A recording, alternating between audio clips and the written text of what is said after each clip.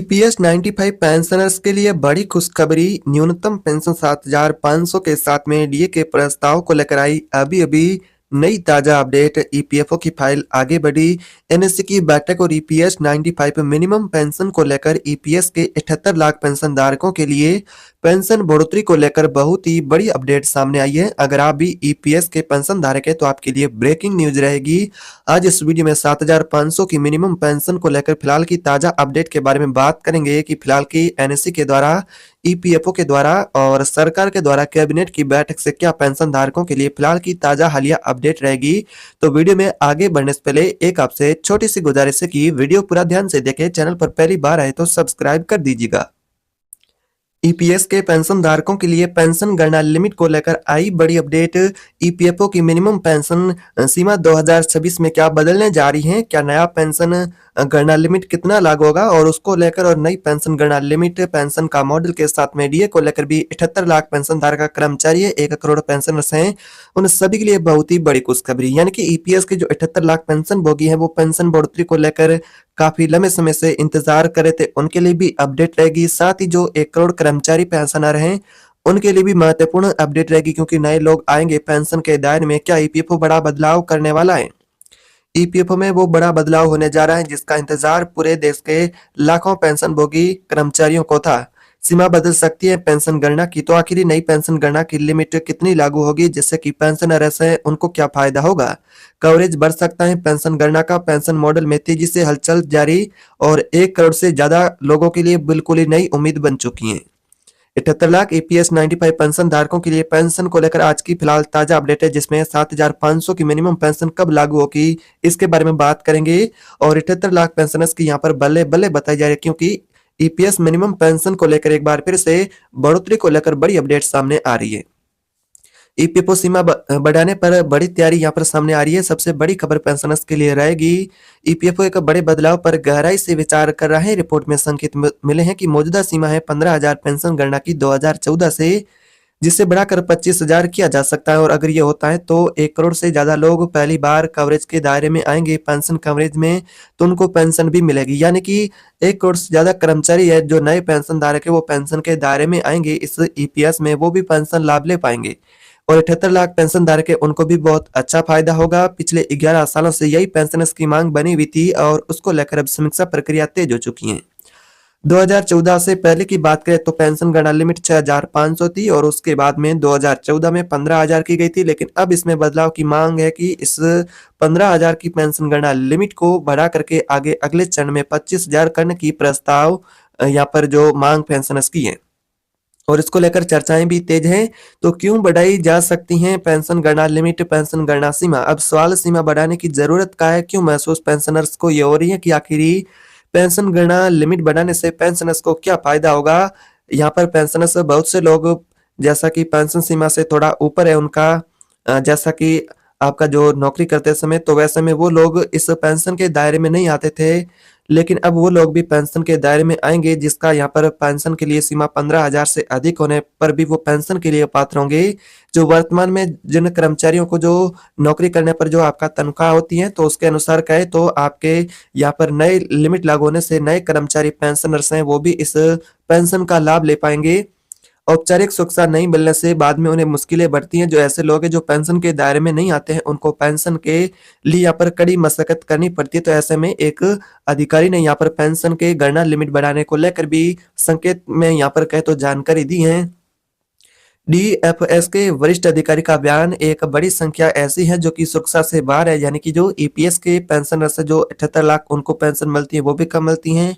1 करोड़ ऐसे नए कर्मचारी है जो कि अभी वर्तमान में पेंशन के दायरे से बाहर है। तो यहाँ पर एक बड़ी संख्या ऐसी है जो कि सुरक्षा के दायरे से बाहर है, इसीलिए पुराने मानकों की समीक्षा जरूरी है। यानी कि पुराना पेंशन गणना लिमिट है उसकी समीक्षा हो रही है, यानी साफ संकेत है कि पेंशन का गणना लिमिट बदल सकता है। ऐसा में यहाँ पर अपडेट सामने आ रही है। अभी का नियम क्या है? अभी की व्यवस्था कहती है कि केवल 15,000 तक की बेस आय वालों को ही स्वतः कवरेज, थोड़ी भी अधिक आय वाले लोगों को स्वतः शामिल करना। जैसा कि अनिवार्य नहीं है, निजी क्षेत्र के लाखों लोग औपचारिक सुरक्षा से बाहर। यही कारण है कि इस मुद्दे पर नए प्रस्ताव की पेंशनर्स की मांग तेज हो चुकी है। यानी कि पेंशनर्स की डिमांड है कि सरकार पेंशन गणना लिमिट को बढ़ाए, ईपीएफओ इसको लेकर समीक्षा करे। तो यहाँ पर 25,000 के नए लिमिट की डिमांड की गई है। 25,000 की सीमा की तैयारी हो चुकी है पहले से कई गुना तेज। जैसा कि पेंशन गणना लिमिट नई जो पेंशनर्स की मांग है, जिसमें 25,000 तक की सीमा करने की जो मांग है और उसको लेकर तैयारी से जुड़े भी संकेत मिले हैं। कौन करेगा फैसला? रिपोर्ट ये बताती है कि केंद्रीय न्यासी बोर्ड की अगली बैठक इस पर यहाँ पर मोहर लगा सकती है। इस प्रस्ताव पर निर्णायक चर्चा कर सकती हैं। अगले साल की शुरुआत में विचार संभव बताया जा रहा है। यानी कि नया साल पेंशन धारकों के लिए खुशखबरी भरा हो सकता है। और यहाँ पर जो बैठक होने वाली है सीबीटी की, यानी कि केंद्रीय न्यासी बोर्ड की, जिसमें आपका पेंशन गणना लिमिट वर्तमान में 15,000 है और उसके साथ ही 10,000 की और बढ़ोतरी जोड़ने के बाद नया पेंशन गणना लिमिट 25,000 हो सकता है। तो 1 करोड़ नए कर्मचारी पेंशनर्स लोग इसके दायरे में आएंगे, नए लोग कवरेज में आएंगे। यूनियन ने इस संशोधन की मांग कई बार की है और कई बार उठाई है। चर्चा तेज है और अब नजरें अगली ईपीएफ बोर्ड बैठक पर टिकी हुई हैं कि आखिर अगली ईपीएफ बोर्ड बैठक है जो पेंशन धारकों के लिए पेंशन को लेकर फैसला कर सकती हैं। इस गणना लिमिट बढ़ाने का आपके योगदान पर क्या असर होगा? सीमा बढ़ाने पर इसके असर भी साफ दिखाई देंगे। योगदान स्वाभाविक रूप से बढ़ेगा, भविष्य सुरक्षा मजबूत होगी, लंबे समय में लाभ मिल सकता है, कर्मचारी और संस्था दोनों का हिसाब बढ़ेगा। यानी एक छोटा सा बदलाव लेकिन पूरा ढांचा मजबूत करने वाला कदम होगा ईपीएस के पेंशन धारकों के लिए। अब बात पेंशनर्स के पेंशन मिनिमम जो मांग है बढ़ाने की मॉडल की, जिसमें 7,500 की पेंशन मिनिमम और उसके साथ में डीए मेडिकल की मांग है, जिसमें सबसे महत्वपूर्ण मांग है मिनिमम पेंशन बढ़ोतरी की। यहाँ सबसे बड़ा सवाल है 78 लाख पेंशनर्स का। उनकी मांग है कि पेंशन मिनिमम को 1,000 से बढ़ाया जाए और 7,500 लागू किया जाए। तो उस मांग को लेकर आखिर क्या नया फैसला हुआ है, प्रस्ताव को लेकर क्या संकेत मिले हैं? तो 7,500 का पेंशन मॉडल की चर्चा फिर से जोरों पर है। डीए जोड़ने को लेकर भी अध्ययन जारी है। मेडिकल सुविधा की मांग भी लगातार उठ रही है। नई रिपोर्ट संबंधित विभाग तक भी पहुंच चुकी है।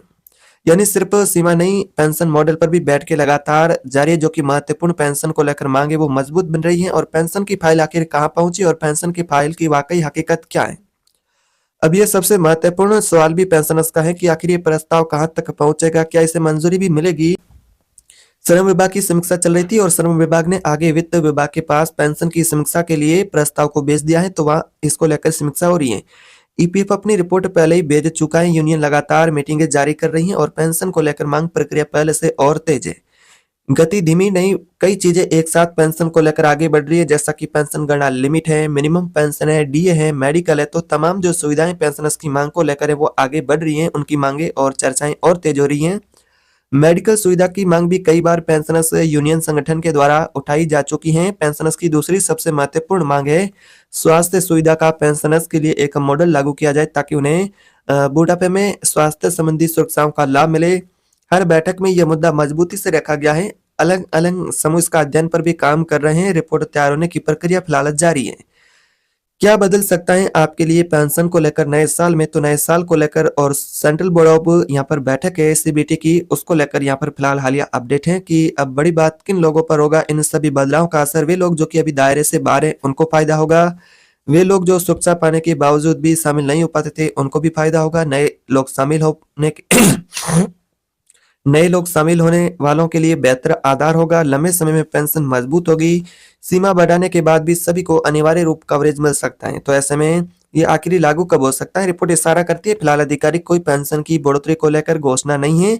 अगली जो ईपीएफ बोर्ड की बैठक में प्रस्ताव रखा जा सकता है और नए साल में पेंशनर्स को खुशखबरी मिल सकती है। इसके बाद आधिकारिक सूचना संभावना नए वर्ष में बताई जा रही कि इसको लेकर आ सकती है। फिलहाल कोई ऐसी आधिकारिक घोषणा नहीं है। नए वर्ष के शुरुआती महीनों में इसको बैठक को लेकर संकेत मिले। बैठक के बाद इस प्रस्ताव और पेंशन की बढ़ोतरी को लेकर भी संभावना बताई जा रही है। फिलहाल अभी आधिकारिक अपडेट नहीं आया है। और अगला ईपीएफओ का डिजिटल सिस्टम के बारे में बात करें तो सीपीएफ सिस्टम यानी कि पूरा ढांचा एक प्लेटफॉर्म में लाने की तैयारी पर भी चर्चा है। प्रक्रिया तेज हो, पुराने ढांचे को अपग्रेड किया है ताकि पेंशन भोगियों को जैसा कि पेंशन के लिए कोई भी समस्याओं का सामना न करना पड़े। तो नए अपडेट के हिसाब से देखें तो एक तरफ पेंशन सीमा प्रस्ताव पर भी चर्चा तेज है, एक तरफ पेंशन मॉडल भी।